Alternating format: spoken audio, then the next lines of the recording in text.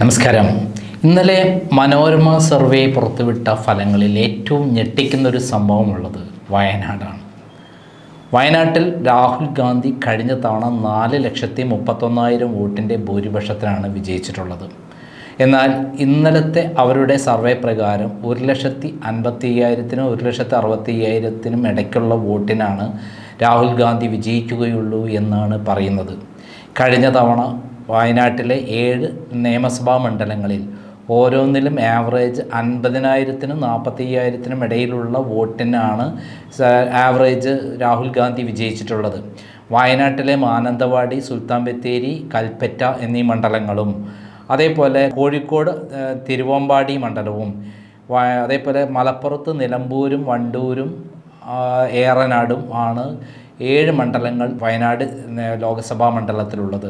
ഈ 7 മണ്ഡലങ്ങളിലും ഒരേപോലെ തുല്യമായിട്ടുള്ള അല്ലെങ്കിൽ വോട്ട് കൂടുതലായിട്ട് രാഹുൽ ഗാന്ധി കിട്ടി. കേരള ചരിത്രത്തിൽ ആദ്യമായിട്ട് 4,31,000 വോട്ട് കിട്ടിയത്.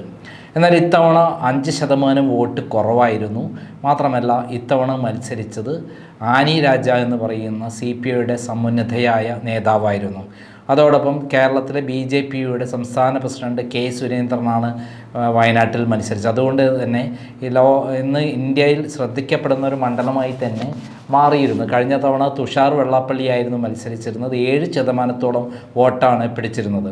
ഇന്നലത്തെ മനോരമ ചാനലിൻ്റെ സർവേ പ്രകാരം രാഹുൽ ഗാന്ധിക്ക് അവരുടെ ശതമാനം 50.99 കുറയുമെന്നാണ് പറയുന്നത്. അതായത് 64.94% നിന്ന് 50.99% കുറയും. അതോടൊപ്പം CPIയുടെ വോട്ട്, ഇടതുപക്ഷ മുന്നണിയുടെ വോട്ട് 35.48 ഉയരും. കഴിഞ്ഞ തവണ അവിടെ കിട്ടിയിരുന്നത് 25.54 രാഹുൽ ഗാന്ധിക്ക് കഴിഞ്ഞ തവണ കിട്ടിയ 64.94 അതായത് 13% കുറയുമ്പോൾ 10% വോട്ട് CPIക്ക് കൂടുന്നു.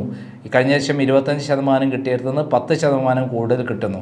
അങ്ങനെ രാഹുൽ ഗാന്ധിക്ക് 15.41% ഭൂരിപക്ഷമാണ് കിട്ടുക എന്ന് പറയുന്ന ഒരു ഞെട്ടിക്കുന്ന വസ്തുതയാണ് ഇന്നലെ പുറത്തുവിട്ടത്. ഇത് എത്രമാത്രം വസ്തുതാപരമാണ് എന്ന് നമ്മൾക്ക് പഠിക്കേണ്ട ഒരു വിഷയം തന്നെയാണ്.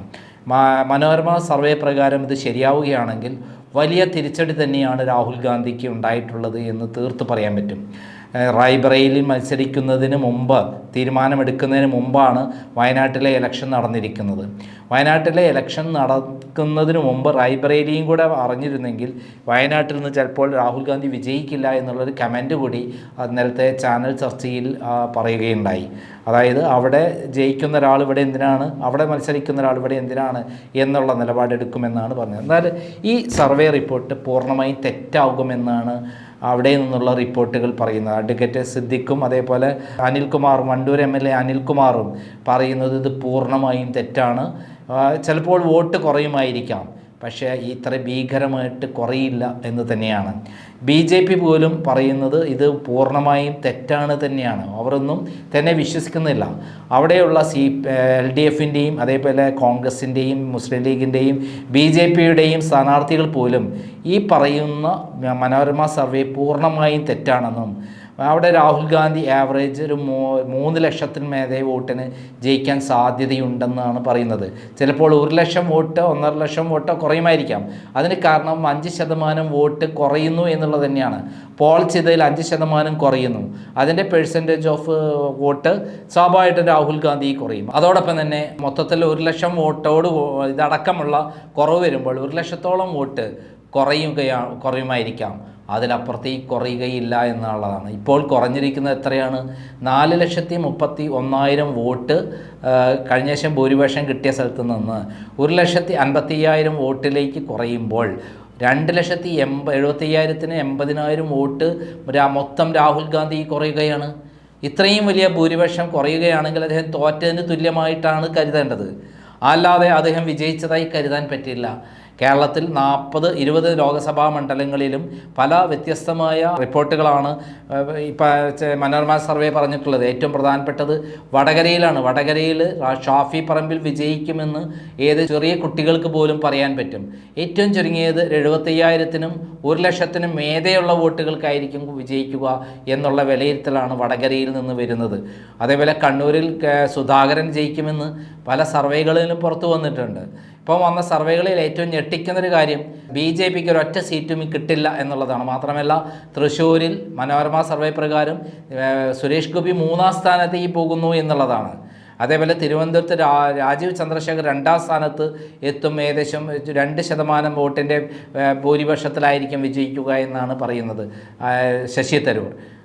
അതേപോലെ 3-ാം സ്ഥാനത്തേക്ക് തള്ളപ്പെടും ആറ്റിങ്ങലിൽ മുരളീധരൻ എന്നും അവിടെ വിജയിക്കുന്നത് അടൂർ പ്രകാശ് ആയിരിക്കുമെന്ന്, കോൺഗ്രസ് സ്ഥാനാർത്ഥിയായിരിക്കും, അത് വലിയ ഭൂരിപക്ഷത്തിലായിരിക്കും വിജയിക്കുക എന്നുള്ളത് പറയുന്നുണ്ട്. അതേപോലെ 1,00,000-ൽ മേലെ വോട്ട് കുറയുമെന്നാണ് ഹൈബിയിടനും കുറയുമെന്നാണ് പറയുന്നത്. ഹൈബിയിടൻ അവിടെ 1,00,000-ന് മേലെ വോട്ട് കുറയുന്ന ഒരു പാറ്റേൺ അവർ അവതരിപ്പിച്ചിട്ടുണ്ട്. അതിൽ പ്രത്യേകിച്ച് 2020 ഏകദേശം 8% വോട്ട് പിടിക്കും. ഡോക്ടർ KS രാധാകൃഷ്ണന് 22% വോട്ട് കിട്ടും. അങ്ങനെ അവിടെ 8% വോട്ട് അവർക്ക് കൂടും എന്നുള്ളതാണ് അവരുടെ കണക്ക് മനോരമ സർവേയിൽ പറയുന്നത്. എന്തായാലും ഇതിലെ ഏറ്റവും പ്രധാനപ്പെട്ട 3 കാര്യങ്ങൾ പറയാവുന്നത്, മുരളീധരൻ ജയിക്കുമെന്ന് പറയുന്ന 75,000 വോട്ടിന് ജയിക്കുമെന്നുള്ള ആധികാരികമായി ചിലപ്പോൾ ശരിയായിരിക്കാം, അത് ശരിയാവാനാണ് സാധ്യത. എന്നാൽ വടകരയിൽ ഷാഫി പറമ്പിൽ തോൽക്കുമെന്ന് ഇത് ഒരിക്കലും സംഭാവ്യം അല്ല എന്ന് തീർത്ത് പറയാം. മനോരമയുടെ വിശ്വാസ്യത തകർക്കുന്നതായിരിക്കും അത്. ഇതേപോലെ തന്നെയാണ് വയനാട്ടിൽ 2,70,75,000 വോട്ടിന് തോൽക്കുമെന്ന് പറയുന്ന രാഹുൽ ഗാന്ധി തോൽക്കുമെന്ന് പറയുന്നൊരു കാര്യം. ഇത് തീർച്ചയായിട്ടും രാഹുൽ ഗാന്ധി 2,80,000 വോട്ടിന് തോൽക്കുകയാണെങ്കിൽ അത് മനോരമയ്ക്ക് ഭയങ്കര ക്രെഡിറ്റായി മാറും. അതല്ല എങ്കിൽ മനോരമേൻ്റെ വിലയും നിലയും കുത്തനെ താഴും എന്നുള്ള കാര്യത്തിൽ സംശയമില്ല. കാരണം ഞാൻ ആ മണ്ഡലങ്ങളിലെല്ലാം തന്നെ പോയിട്ടുള്ള ഒരാളാണ്. അവിടെ രാഹുൽ ഗാന്ധിക്ക് പഴയ നിലവാരത്തിൽ തന്നെ വോട്ട് കിട്ടും.